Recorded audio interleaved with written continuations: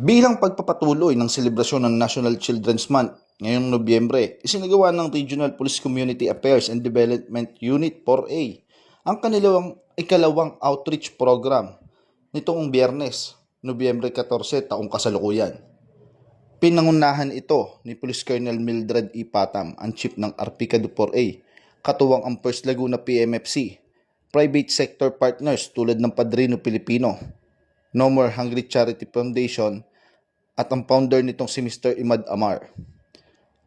Ang aktibidad na ito ay tumugon sa temang Usaay Kasaim, Wakasan, Kaligtasan at Karapatan ng Bata Ipaglaban. Hindi lamang ito simpleng pamimigay, kundi nagbigay rin sila ng mga critical na lecture sa mahigit kumulang 100 na mag-aaral at guro mula sa Bagong Silang Elementary School at National High School.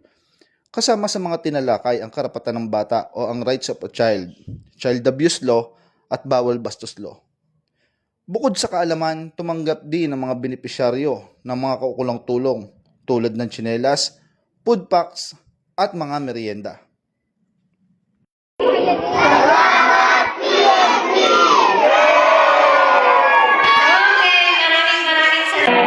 Mula dito sa Calabarzon, ako po ang inyong Police News Network Correspondent, Patrolman Joshua Cruz, alagad ng batas, tagataguyod ng Balitang Pulis.